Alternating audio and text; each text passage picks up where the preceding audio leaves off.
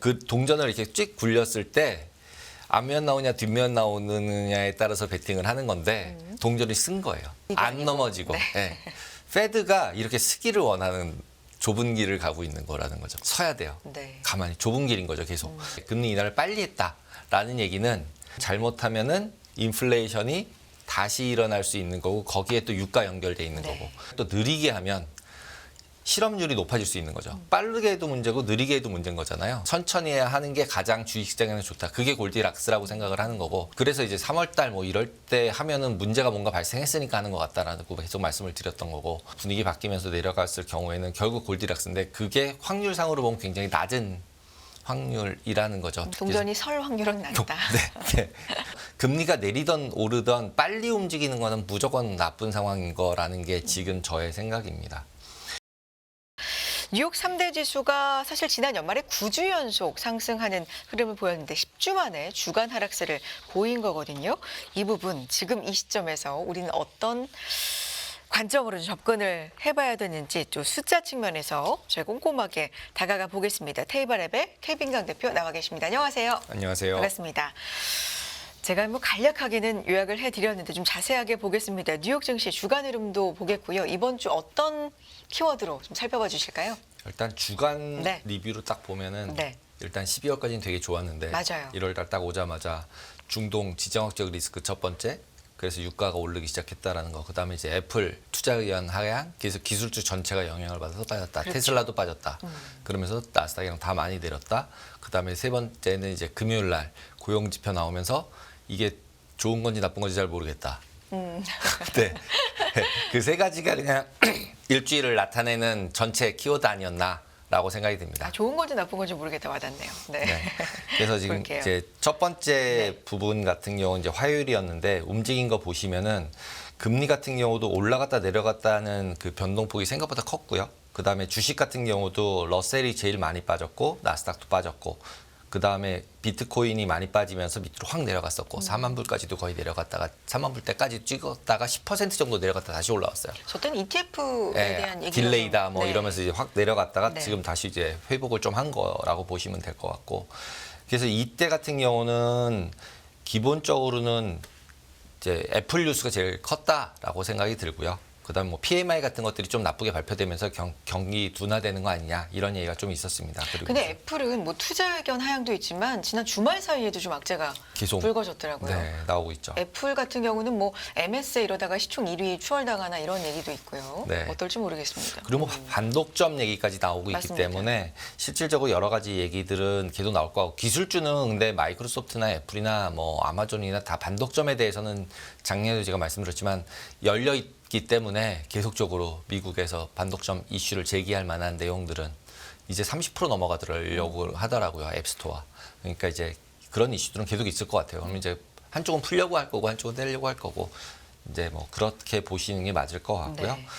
그 다음에 이제 수요일 날은 이제 결국 금리 인상도 옵션 안에 있다. 뭐 이런 얘기 나오면서 금리가 이제 쫙 올라갔어요. 네. 그러면서 이제 주가들이 다 내려갔고 그때를 가서 보시면은 이제 달러가 오히려 약간 의외로 금리가 이렇게 올라가면 달러 강세가 돼야 되는데 달러가 흘러요 아래로.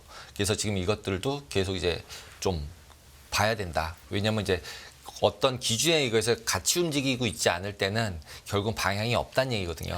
방향이 없을 때는 그냥 쉬는 게 나을 수 있으니까 예, 그런 면에서 좀 봐야 되는 시기가 아닌가라고 생각이 들고 세 번째 같은 경우 이제 금요일 날 고용지표 나오고 나서 보시면은 금리가 확 올랐어요. 네. 왜냐하면 실업률도 좋게 나왔고 높아졌고. 그러니까 실업률이 그렇죠. 그러니까 고종이 돼 있으니까 좋은 거고 경기상의 입장에서는 고용이 좋은 거죠. 그러니까 실업률은 유지가 됐는데 예상보다는 낮게 나왔어요. 예상보다는 또 낮게 조금. 나오고 네. 그다음에 고용도 실제로 좋게 나오고 근데 이제 또 그렇게 나오면서 보니까 숫자가 좋으니까 그러니까 그 적정하다라고 생각이 드니까 금리가 확 올라가는 모습을 처음에 이렇게 보여줬다가 다시 내려갔죠. 네. 결국은. 그러니까 이제 해석이 다른 거죠. 빅피겨에서는 좋게 보였지만 자세히 해보니까 아니야 괜찮아 그렇게 고용이 핫한 건 아닌 것 같아. 이렇게 바뀌면서 밑으로 확 내렸다가 천천히 해석하면서 쭉 올라오면서 마무리가 됐거든요.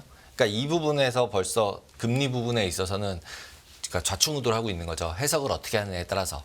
그래서 그 부분에 대해서 잠깐 좀 이따가 말씀을 드릴게요. 그리고 지금 그러다 보니까 주식도 밑으로 내렸다가 반등하면서 끝나고 그러니까 지금 금요일서부터는 이제 굉장히 혼돈스러운 테크니컬리 봐도 또 이제 도지 패턴이에요. 그러니까 밑으로 확 내려갔다가 올라가서 시가랑 종가가 거의 비슷한 레벨에서 끝난 거죠. 근데 이제 내려가면서 보통 이제 그런 테크니컬리 나오면은 그런 도지라는 패턴이 나오면은 그러니까 위에서 찍고 빠질 때는 훨씬 더 확률이 높은데 내려갈 때는 더 내려가는 경우들도 너무 많았어서 네. 예, 그래서 테크니컬이 좀 불안하다 뭐 그런 느낌은 좀 있습니다. 네. 그리고 이제 외환 시장 같은 경우 보시면은 이제 일본 지진 나면서 얘나 약세, 그 다음에 이제 후티 반군 되면서 미국이랑 또 뭐 이슈 생기면서 근데 그때 되게 웃긴 게 그런 이슈가 발생을 했는데 유가가 내려요. 오히려 그렇게 됐으면 올라야 되는데 내리는 방향을 보였었고 그 다음에 이제 이란에서 이제 폭격이 일어나니까 그 다음에 이제 완전 쫙 올라가는 모습을 보여줬죠. 그래서 지금은 유가 부분이 상승하는 부분은 인플레이션을 자극할 수 있기 때문에 조심해야 되는 그러니까 좀 이제 귀추를 주목해서 봐야 되는 시점이 아닌가라고 생각이 들고요. 그리고 이제 금요일 날 나온 지표들을 가지고서 얘기를 해보면 고용 데이터를 그냥만 딱 보면은 네. 난판 페이롤 같은 경우도 15만 예상했는데 21만 6천이니까 엄청 굉장히 늦게 네. 나왔죠. 그다음에 아월리 어닝 그러니까 에버리지 아월리 어닝 그러니까 시간당 임금 같은 경우도 0.3 예상했는데 0.4. 이것도 임금도 오르네? 뭐 이런 거죠. 그 다음에 이거 두 개만 봐서는 이제 너무 이제 보통 실업률 같은 경우도 3.9, 3.8 뭐 이런 거 예상했는데 낮게 3.7 나왔고 그러면은 당연히 너무 이제 고용이 타이트해. 그럼 금리는 못 내리겠네?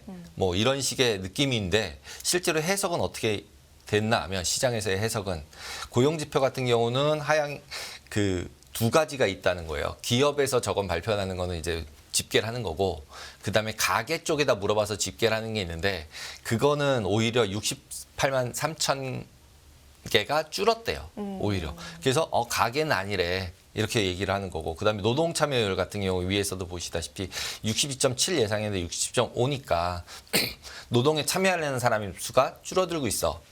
그러니까 고용이 그렇게 핫한 건 아니라는 거죠. 그러니까 계속 넘버링을 찾으면서 고용이 핫하지 않은 거를 찾는 모습인 거죠.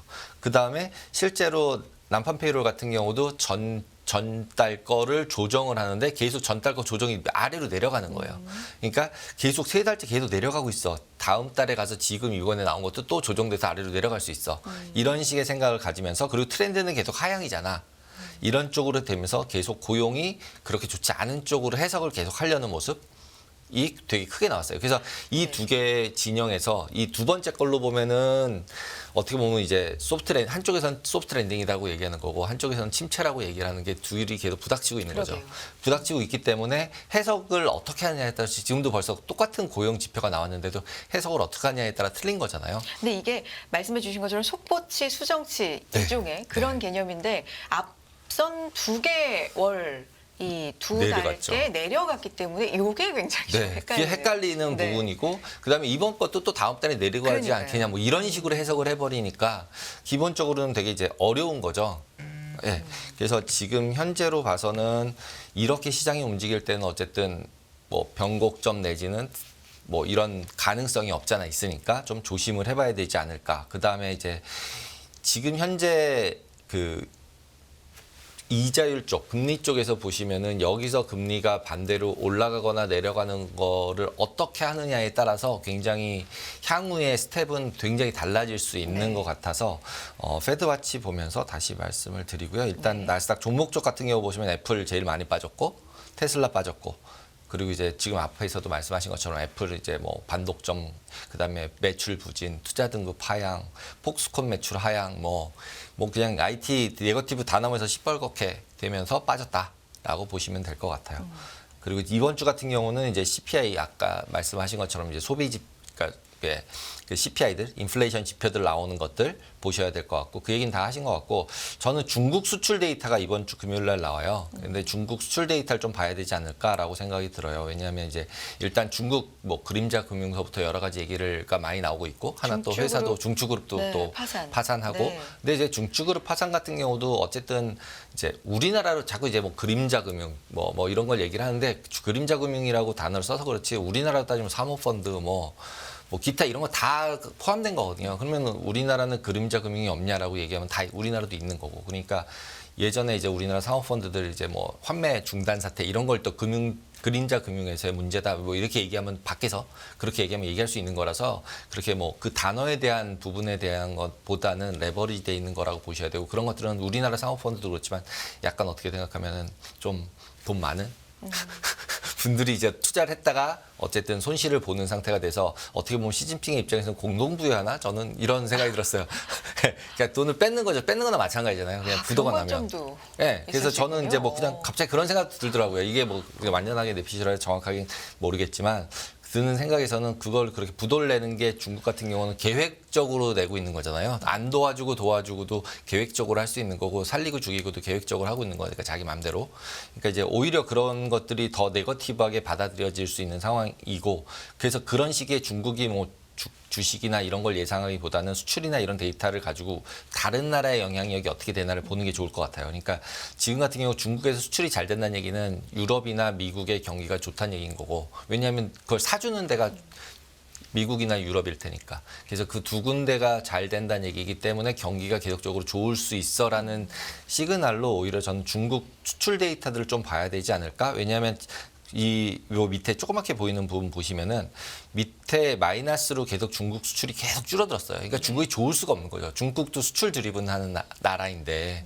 근데 드디어 11월에 이제 조금 이제 올라간 게 보였고 이번 같은 경우도 이제 0.5 플러스인데 0.9 예상인데 이번에 이제 어떻게 나오냐 이게 다시 또 이렇게 네거티브로 돌면은 전반적으로는 경기가 별로 안 좋은 상태가 되지 않을까라고 생각이 드는 상황입니다. 제가 네. 생각했을 땐. 그리고 이제 금요일 날 금융사들 다 발표돼요. JP 모건, 웰스파고 실적들 발표되니까 이거 되게 중요하겠죠, 당연히. 예, 그리고 뭐 앞에서 말씀하신 뭐 CES나 뭐 기타들 다 있고 그다음에 이제 13일 날 대만 선거.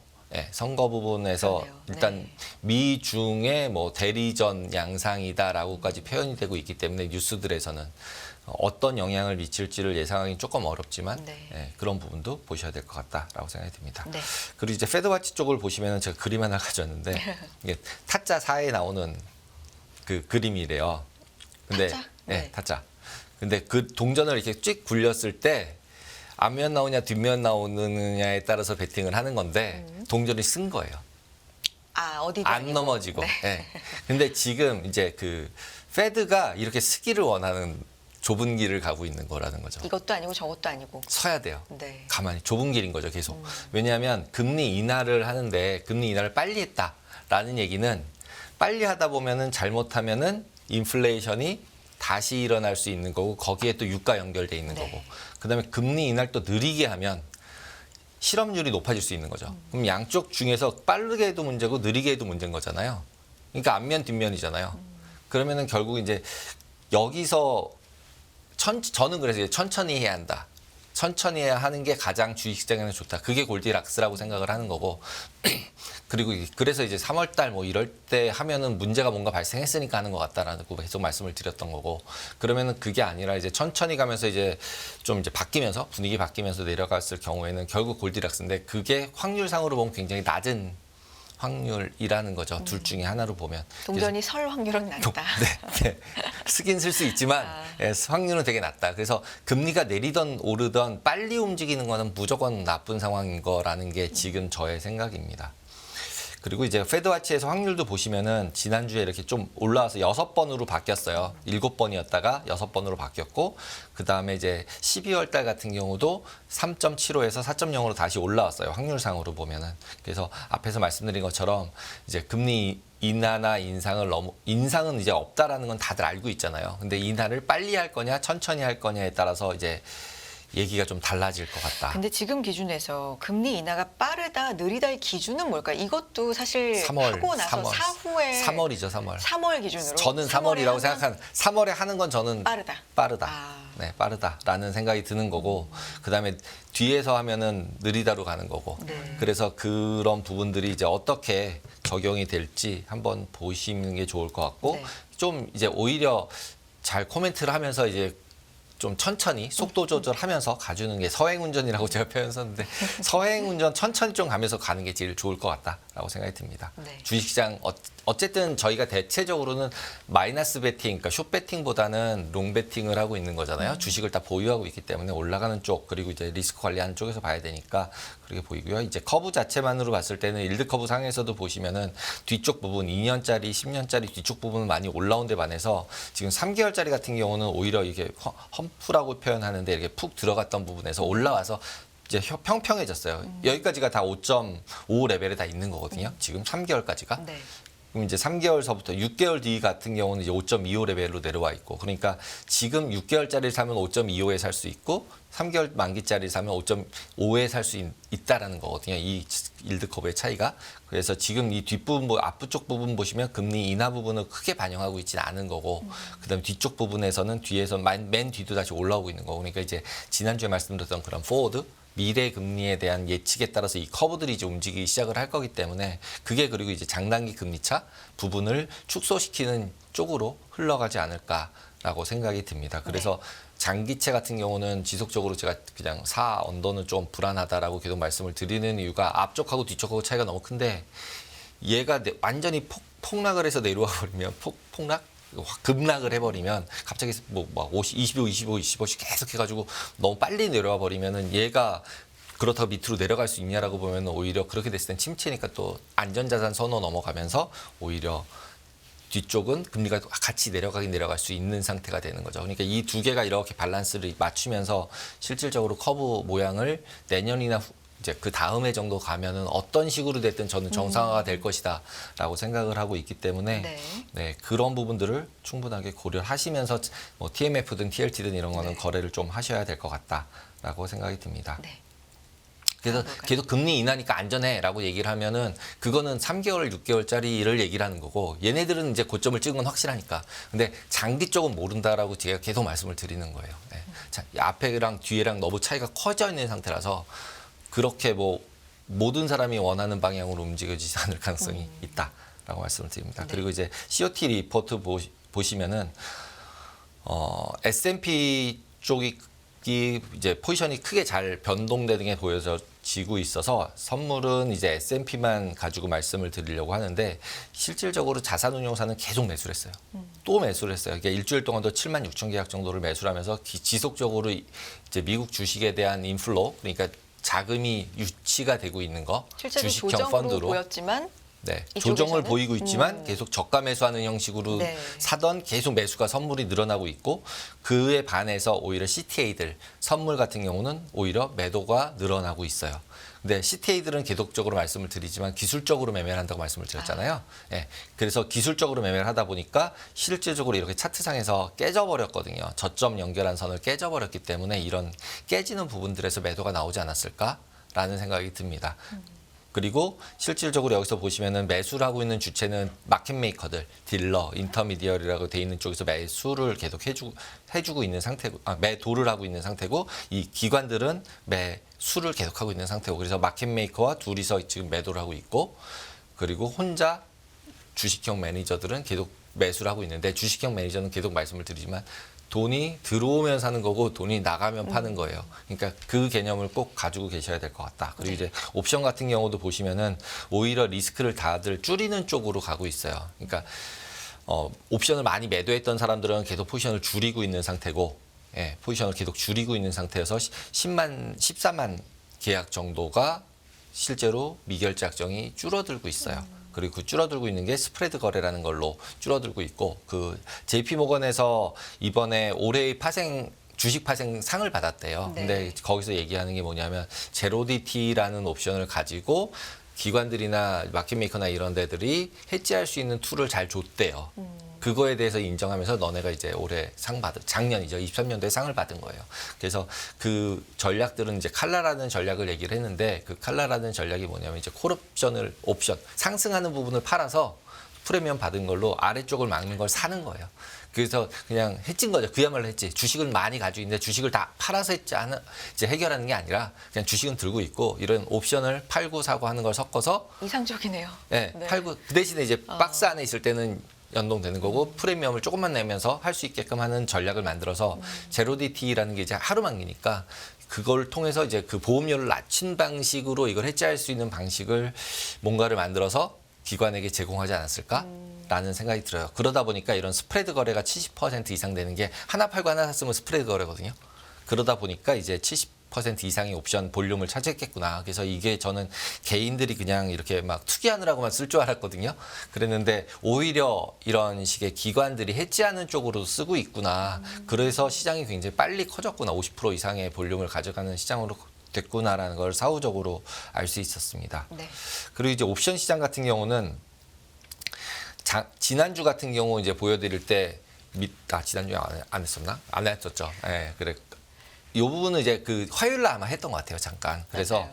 그 내려가는 쪽으로 좀 한 것 같다라고 했을 때 그 밑으로 끝나서 그때 포지션들은 수익을 봤을 것 같고, 이번 주 같은 경우는 그렇게 이제 눈에 완전히 뜨이는 10만 개 단위의 오픈 포지션은 없고요. 오픈 인트레스트는 없고 한 6천 계약 정도의 양쪽이 있는데 4,900하고 4,600이 좀 많아요. 그리고 나머지들은 매수가 이렇게 밑에 깔려 있고.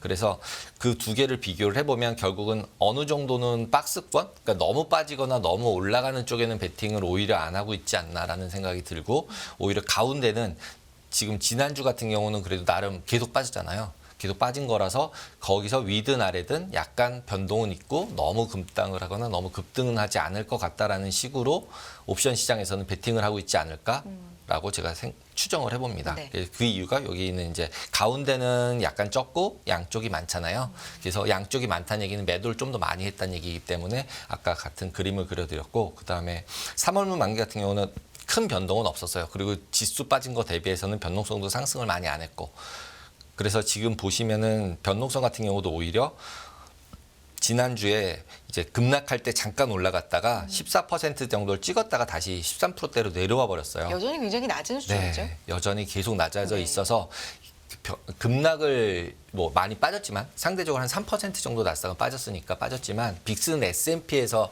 적용되는 거여서 S&P는 그래도 뭐 3%까지 빠지지 않았잖아요. 그래서 기본적으로는 아직도 시장은 뭐 너무 네거티브하게 보고 있지 않다. 그리고 급락을 예상하고 있지는 않은 것 같다라는 게 지금 보여지는 모습입니다. 생각해보면 지난 한 주에 나스닥이 3% 정도 빠지고 S&P가 한 1.5, 1.4 네, 정도 1.5 빠졌거든요. 정도 빠졌죠. 네. 근데 연말에 오른 거에 비하면 네.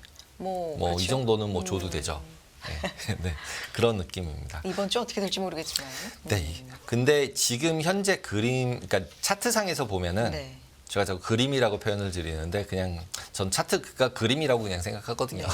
근데 결국은 이 그림상에서 보면 아직도 상승 추세는 유지를 하고 있는 상태고, 너무나도 과매수권에 있었으니까 조정을 좀 받고 올라가는 게 더 깔끔해 보인다. 라는 생각이 드는 거고요. 계속 올라갈 수는 없잖아요. 그렇죠. 항상. 예. 그래서 지금 어느 정도까지 하락했을 때 매수를 할 수 있을까라는 부분에 대해서 고려를 하면서 지속적으로 시장을 모니터링하는 게 좋지 않을까라고 생각이 듭니다. 그러니까 12월 말 기준으로 봤을 때는 거기서는 안 사도 될 것 같아. 뭐 이렇게 얘기할 수 있었는데, 예, 왜냐하면 그것보다 싸게 살 수는 있을 것 같아라는 게 이제 느낌상으로 그랬었는데, 너무 과매수권에 이제 과열돼 있는 상태니까. 근데 지금 이제 일주일 만에 벌써 나스닥 같은 경우 3%가 빠졌고, 맞아요. 애플 같은 경우 6% 거의 10% 가까이 빠졌어요. 9% 정도 빠졌으니까. 그러니까 애플이 9에서 10% 빠지는 거는 최근에 본 적이 별로 없는 모습이어서 지금 현재 상태 내에는 한 중립 정도 돼 있는 상태라고 보이고, 제가 기술적 분석에서 써놓을 때 웨이드 C라고 써놨는데, 네.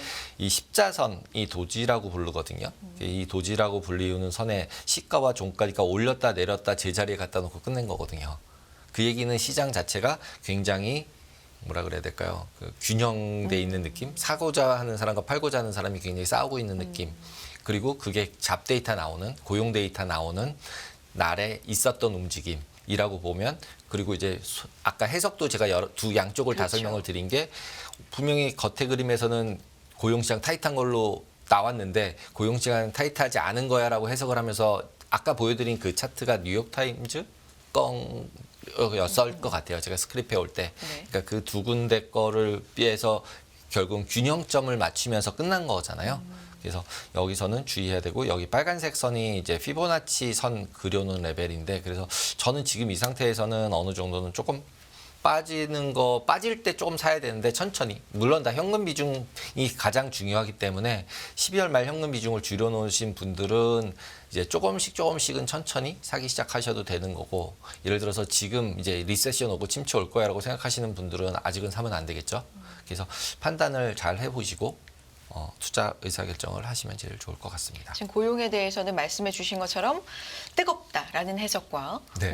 전월과 그 전전월의 수정치 그리고 제니 옐런 장관도 연착륙을 얘기를 하면서 이제 그런 해석들 이렇게 되면서 굉장히 좀 균형 있게 네. 갈린 것 같은데 이번 주 같은 경우는 CPI, PPI가 나오니까 네. 이건 또 어떻게 봐야 되는지가 CPI 같은 경우도 지금 예상치 같은 경우는 네. 아까 보여드렸을 때 CPI 같은 경우 지금 이제 코어 같은 경우 다 0.2 얘기하고 있잖아요. 0.2 정도가 나오고 있어서 저는 그냥 개인적으로는 예상대로 나오는 거 정도가 그냥 적절한 예상 아닐까라고 생각이 들고요. 근데 이제 물론 연말 시즌이 또 겹쳐 있었고 그래서 어떤 방향으로 나올지는 뭐 나오는 걸 보고서 결정해야 될 것 같아요. 그리고 이제 이런 데이터, 경제 데이터를 예상해서 이제 주식을 베팅하는 거는 저는 되게 위험한 발상이라고 생각을 합니다. 왜냐하면 그냥 단순하게 생각해도 파월도 데이터가 나온 다음에 나는 결정할 거야라고 얘기를 하고 있잖아요. 근데 이제 저희가 데이터 나올 거를 가지고 예상한다는 것 자체가 결국은 금융사들에서 다 서베이를 해서 자기들 나름대로 또 익스펙테이션 한 거 가지고 저 컨센이 나온 건데 저희는 그 컨센을 가지고 또다시. 이거보다 더 잘 나올 거야, 더 못 나올 거야를 예상을 한다는 거는 그야말로 아까 동전 굴리기 하는 거랑 별 차이가 없으니까 그런 것보다는 전체 그림을 보고서 의사결정을 하시는 게 좋을 것 같다라고 생각이 됩니다. 좋습니다. 이번 주 말씀해 주신 것처럼 중요한 일정들도 많고 뭐 금융주들 필두로 해서 실적 발표도 시작이 되니까 이런 부분도 지켜보면서 또 분석해 보겠습니다. 여기서 인사 나누죠. 테이블앱의 케빈 강 대표 함께했습니다. 고맙습니다. 감사합니다.